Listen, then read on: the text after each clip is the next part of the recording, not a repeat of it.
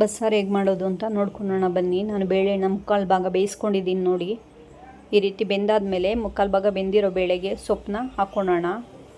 ಚೆನ್ನಾಗಿ ಸೊಪ್ಪನ್ನ ಹಾಕ್ಕೊಳ್ಳಿ. ನುಗ್ಗೆ ಸೊಪ್ಪು ತುಂಬ ಆರೋಗ್ಯಕ್ಕೆ ಒಳ್ಳೆಯದು. ಅದರಿಂದ ವಾರಕ್ಕೊಂದೆರಡು ಸರಿ ಆದರೂ ನಾವು ನುಗ್ಗೆ ಸೊಪ್ಪಲ್ಲಿ ಸಾಂಬಾರು ಪಲ್ಯ ಈ ಥರ ಎಲ್ಲ ಮಾಡಿಕೊಂಡ್ರೆ ತುಂಬ ಒಳ್ಳೆಯದು. ನೋಡಿ ಸೊಪ್ಪೆಲ್ಲ ಬೇಯಿಸ್ಕೊಂಡಿದ್ದೀನಿ ನಾನು.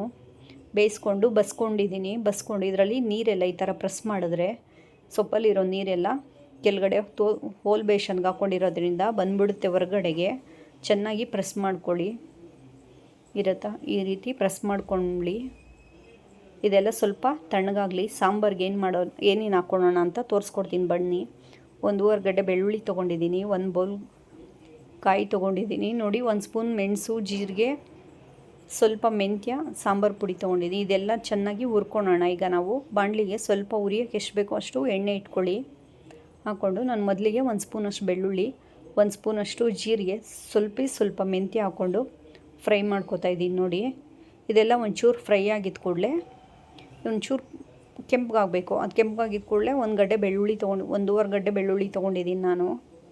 ಸಾಂಬಾರು ಎಷ್ಟು ಬೇಕೋ ಅಷ್ಟು ನೋಡಿಕೊಂಡು ಕ್ವಾಂಟಿಟಿ ಮೇಲೆ ನೀವು ಈಗ ನಾನೇನು ತೋರಿಸಿದ್ದೀನೋ ಅದನ್ನೆಲ್ಲ ನೀವು ಬಳಸ್ಕೊಳ್ಳಿ.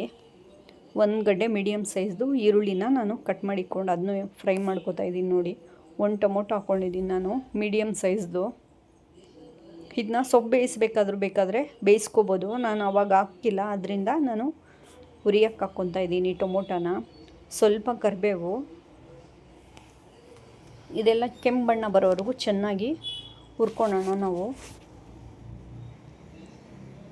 ನೋಡಿ ಕೆಂಪು ಬಣ್ಣ ಬಂದಮೇಲೆ ಇದೆಲ್ಲ ಹುರಿದಿದ್ರ ಜೊತೆಗೆ ಲಾಸ್ಟಲ್ಲಿ ಕೊತ್ತಂಬರಿ ಹಾಕ್ಕೊತಾ ಇದ್ದೀನಿ ನಾನು. ಕೊತ್ತಂಬರಿ ಇದೆಲ್ಲ ಹಾಕ್ಕೊಂಡು ಹುರ್ಕೊಂಡು ಇನ್ನು ಸ್ವಲ್ಪ ಆರಕ್ಕೆ ಬಿಡೋಣ. ಅಷ್ಟರಲ್ಲಿ ಪಲ್ಯ ರೆಡಿ ಮಾಡ್ಕೊಳ್ಳೋಣ ಬನ್ನಿ. ನಾವು ಒಂದು ಬಾಣಲಿ ಇಟ್ಕೊಂಡು ಬಾಣಲಿಗೆ ಪಲ್ಯಕ್ಕೆ ಎಷ್ಟು ಬೇಕೋ ಅಷ್ಟು ಎಣ್ಣೆ ಹಾಕ್ಕೊಳ್ಳೋಣ. ಎಣ್ಣೆ ಹಾಕ್ಕೊಂಡು ಎಣ್ಣೆ ಬಿಸಿ ಆಗಲಿ. ಬಿಸಿ ಆದಮೇಲೆ ನೋಡಿ, ಇದು ಪಲ್ಯಕ್ಕೆ ಬೇಕಾಗಿರೋದು ಒಣಮೆಣ್ಸಿನ್ಕಾಯಿ ಒಂದು 4-5 ತೊಗೊಂಡಿದ್ದೀನಿ ನಾನು. ದಪ್ಪದೊಂದು 3 ಮೀಡಿಯಮ್ ಸೈಜ್ 3 ಈರುಳ್ಳಿ, ಸ್ವಲ್ಪ ಕರಿಬೇವು, ಕೊತ್ತಂಬರಿ, ಇಂಗು, ಸಾಸಿವೆ, ಬೆಳ್ಳುಳ್ಳಿ ತೊಗೋತಾ ಇದ್ದೀನಿ ನಾನು ಪಲ್ಯ ಮಾಡೋದಕ್ಕೋಸ್ಕರ. ಪಲ್ಯಕ್ಕೆ ಒಗ್ಗರಣೆಗೆ ಎಣ್ಣೆ ಹಾಕ್ಕೊಂಡು ಎಣ್ಣೆ ಬಿಸಿ ಆದಮೇಲೆ ಸಾಸಿವೆ ಹಾಕ್ಕೋತಾ ಇದ್ದೀನಿ ನೋಡಿ. ಸಾಸಿವೆ ಚಟಪಟ ಅಂದ ಕೂಡಲೇ ಈರುಳ್ಳಿ ಹಾಕ್ಕೊಳ್ಳೋಣ. ಮೀಡಿಯಮ್ ಸೈಜ್ದು 3 ಈರುಳ್ಳಿ ಕಟ್ ಮಾಡ್ಕೊಂಡಿದ್ದೀನಿ ನಾನು. ಸಣ್ಣ ಕಟ್ ಮಾಡ್ಕೊಳ್ಳೋಣ ಪಲ್ಯಕ್ಕೆ ಯಾವ ರೀತಿ ಬೇಕೋ ಆ ರೀತಿ. ಇದೆಲ್ಲ ಚೂರು ಫ್ರೈ ಆಗಲಿ. ಇದ್ರ ಜೊತೆಗೇ ಹಾಗೆ ಬೆಳ್ಳುಳ್ಳಿನೂ ಸೇರಿಸ್ಕೊಳ್ಳೋಣ. ಬೆಳ್ಳುಳ್ಳಿ ಒಂದು ಅರ್ಧ ಗಡ್ಡೆಯಷ್ಟು ತೊಗೊಂಡು ನಾನು ಗೆಜ್ಕೊಂಡಿದ್ದೀನಿ ಬಿಡಿಸ್ಕೊಂಡು. ಒಣಮೆಣ್ಸಿನ್ಕಾಯಿ ಹಾಕ್ಕೋತಾ ಇದ್ದೀನಿ. ಒಂದು 4-5 ಒಣಮೆಣ್ಸಿನ್ಕಾಯಿ ಹಾಕ್ಕೊಂಡಿದ್ದೀನಿ ಮುರಿದು. ಖಾರ ನೋಡಿಕೊಂಡು ಹಾಕ್ಕೊಳ್ಳಿ. ಇದೆಲ್ಲ ಸ್ವಲ್ಪ ಕೆಂಪು ಬಣ್ಣ ಬರೋವರೆಗೂ ಫ್ರೈ ಮಾಡ್ಕೊಳ್ಳೋಣ. ನೋಡಿ ಕಲರ್ ಯಾವ ರೀತಿ ಚೇಂಜ್ ಆಗ್ತಾಯಿದೆ. ಈ ರೀತಿ ಬರೋವರೆಗೂ ಫ್ರೈ ಮಾಡ್ಕೊಳ್ಳೋಣ. ಎಷ್ಟು ಬೇಕೋ ಅಷ್ಟು ನೋಡಿಕೊಂಡು ಸಾಲ್ಟ್ ಹಾಕ್ಕೊಳ್ಳಿ. ನಾನು ಸೊಪ್ಪು ಬೇಯೋಕ್ಕೂ ಸಾಲ್ಟ್ ಹಾಕ್ಕೊಂಡಿದ್ದೆ, ಅದಕ್ಕೋಸ್ಕರ ಇಂಗು ಹಾಕ್ತಾಯಿದ್ದೀನಿ. ಇಂಗು ಫ್ಲೇವರ್ ಚೆನ್ನಾಗಿರುತ್ತೆ ಮತ್ತು ಜೀರ್ಣ ಚೆನ್ನಾಗಾಗುತ್ತೆ ಫ್ರೆಂಡ್ಸ್. ಇಂಗು ಬಳಸೋದ್ರಿಂದ ನಾವು ಅಡುಗೆಯಲ್ಲಿ. ಇದೆಲ್ಲ ಹುರ್ಕೊಂಡಾದ್ಮೇಲೆ ಲಾಸ್ಟಲ್ಲಿ ನಾನು ಕರಿಬೇವು ಹಾಕ್ತಾಯಿದ್ದೀನಿ. ಕರಿಬೇವು ಮೊದಲಿಗೆ ಹಾಕ್ಬಿಟ್ರೆ ಚೆನ್ನಾಗಿ ಡ್ರೈ ರೋಸ್ಟ್ ಆಗೋಗ್ಬಿಡುತ್ತೆ. ಅದಕ್ಕೋಸ್ಕರ ನಾನು ಲಾಸ್ಟಲ್ಲಿ ಹಾಕ್ಕೋತಾ ಇದ್ದೀನಿ ಕರಿಬೇವನ್ನ. ನೋಡಿ ಈರುಳ್ಳಿ ಚೆನ್ನಾಗಿ ಫ್ರೈ ಆಗಿದೆ. ಈಗ ನಾವು ಏನು ಬೇಯಿಸಿಟ್ಕೊಂಡಿದ್ವಿ ಸೊಪ್ಪು ಮತ್ತು ಬೇಳೆನ ಹಾಕ್ಕೊಳ್ಳೋಣ. ನೋಡಿ ನಾನು ಸೊಪ್ಪಲ್ಲಿ ನೀರನ್ನ ಚೆನ್ನಾಗಿ ಹಿಂಡಿ ಇದು ಮಾಡ್ಕೊಂಡಿದ್ದೀನಿ ನಾನು. ನೋಡಿ ಎಷ್ಟು ಉದ್ರುದ್ರಾಗಿ ಕಾಣಿಸ್ತಾ ಇದೆ ನುಗ್ಗೆ ಸೊಪ್ಪು.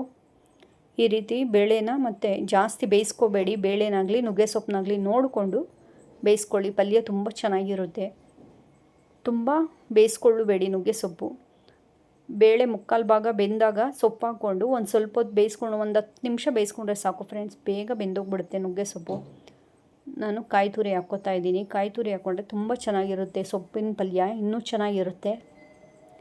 ನೋಡಿ ರೆಡಿಯಾಗಿದೆ ನುಗ್ಗೆ ಸೊಪ್ಪಿನ ಪಲ್ಯ. ಆರೋಗ್ಯಕ್ಕೆ ತುಂಬ ಒಳ್ಳೆಯದು. ಮಾಡಿಕೊಂಡು ಹಾಗಾಗಿ ತಿಂತಾಯಿರಿ. ಪಲ್ಯ ಮುಗೀತು ಫ್ರೆಂಡ್ಸ್. ಈಗ ಸಾಂಬಾರಿಗೆ ರೆಡಿ ಮಾಡ್ಕೊಳ್ಳೋಣ ಬಸ್ಸಾರಿಗೆ. ಅದಕ್ಕೂ 1 ಬೌಲಷ್ಟು ಕಾಯಿ ಹಾಕ್ಕೋತಾ ಇದ್ದೀನಿ ನಾನು ತುರಿದಿರೋದು. ಈಗೇನು ನಾನು ಹುರಿದಿಕ್ಕೊಂಡಿದ್ದೆ ಮಸಾಲೆನ ಅದನ್ನ ಆ್ಯಡ್ ಮಾಡ್ಕೋತಾ ಇದ್ದೀನಿ.